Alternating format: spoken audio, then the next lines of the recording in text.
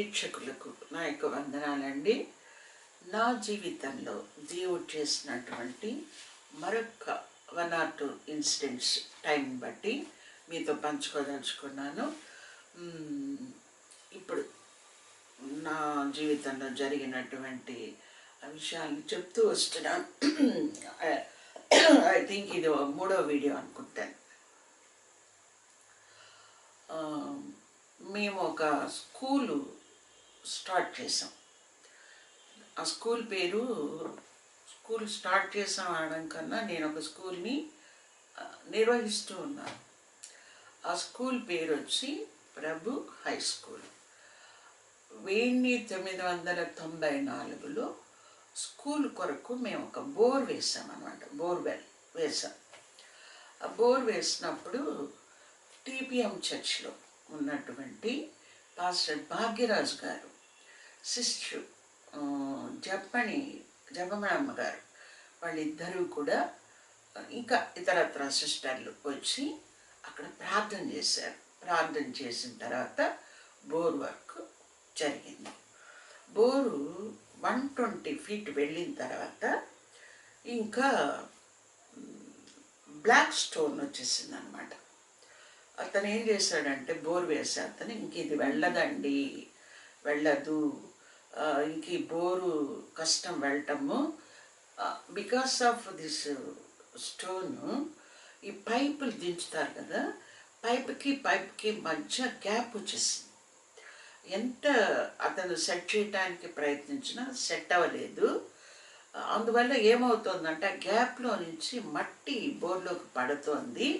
So ఈ బోర్ని మనం ఏమీ చేయలేము, ఇంకా ఈ బోర్ వచ్చి చూద్దాము, తర్వాత ఇంకొక బోర్ వేసుకోవచ్చు అంటే పక్కనే వేయటానికి లేదు, కొంచెం దూరంగా వేసుకోవాల్సి వస్తుంది అతను చెప్పాడు. ఇంకా అప్పటికే ఇంకా అక్కడ ఇదంతా జరగడము, ఇదంతా చెప్పడము, రాయి వచ్చేసింది అనడము, దాంతో మేము కూడా మనసు కొంచెం కష్టంగా తోచి దాన్ని ఇంకా అక్కడితో ఆపేసాం.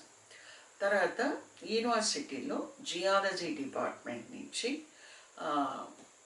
వచ్చారనమాట. వచ్చి వాళ్ళు లోపల నుంచి కొంచెం మట్టి తీసుకొని వాటర్ తీసుకొని టెస్ట్ చేశారు.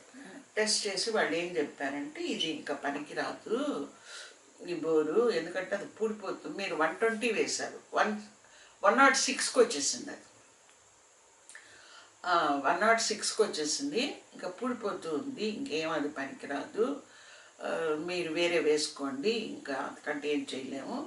ఈ పైపులు పైకి లాగేస్తారు, పైపులు లాగేసి ఇచ్చేస్తారు, పైపులతో వదిలేయాల్సిన అవసరం ఏమీ లేదు. అది ఏర్పడి దగ్గర ఒక వర్కర్ ఉంటాడు, అతని అడ్రస్ మీకు మేము ఇస్తాం. అప్పుడు అంతగా ఫోన్లు లేవు, అడ్రస్ ఇస్తాం, మీరు వెళ్ళి పిలుచుకొని వచ్చి ఇది లాగిచ్చేసుకోండి అని చెప్పారనమాట. సరే ఓకే అనుకున్నాము. కానీ లాస్ట్ అండ్ ఫైనల్గా ఒకసారి మోటార్ పెట్టి ఎంత వాటర్ వస్తుందో టెస్ట్ చేద్దాము అని మా భర్త గారు అనుకొని ఒక మోటార్ తీసుకొచ్చి దాన్ని ఫిక్స్ చేశారు. ఫిక్స్ చేసి ఆ వాటర్ని వదిలారనమాట. సో అది 10 hours అయింది, 12 hours అయింది, వాటర్ పోతూ ఉంది, వాటర్ వస్తూనే ఉంది అందులో నుంచి. అప్పుడు మళ్ళీ టెస్ట్ మోటార్ అంటారు, వాళ్ళు ఇస్తారు, షాప్ వాడే టెస్ట్ మోటార్ అంటే మన మోటార్ కొనక్కర్లా, టెస్టింగ్కి ఇస్తారు, ఇంత అని ఛార్జ్ చేస్తారు. ఒకవేళ అది సక్సెస్ అయితే మళ్ళీ మన మోటార్ వేరే కొనుక్కోవచ్చు. అలా టెస్ట్ మోటార్ తెచ్చి పెట్టారనమాట దానికి. సరే మళ్ళీ జియాలజీ డిపార్ట్మెంట్ దగ్గరికి వెళ్ళి మా ఆయన వాళ్ళతో మాట్లాడినప్పుడు వాళ్ళు ఏం చెప్పారంటే అంత వాటర్ వస్తుందా, అయితే అట్లా దాన్ని యూజ్ చేయండి కొంతకాలం, ఒకవేళ మధ్యలో ఏదన్నా అయితే ఎలాగో మనం అనుకున్నాం కదా ఇంకొకటి వేసుకోవచ్చు, అది వర్క్ చేసినంతకాలం వర్క్ చేయనివ్వండి, ఇప్పుడు అర్జెంటుగా ఇంకో దానికంటే ఎందుకు, అంత 12 hours వాటర్ వస్తుంది కదా మీరు వాడుకోండి అని చెప్పారనమాట. దానికి మోటార్ తీసుకొని వచ్చి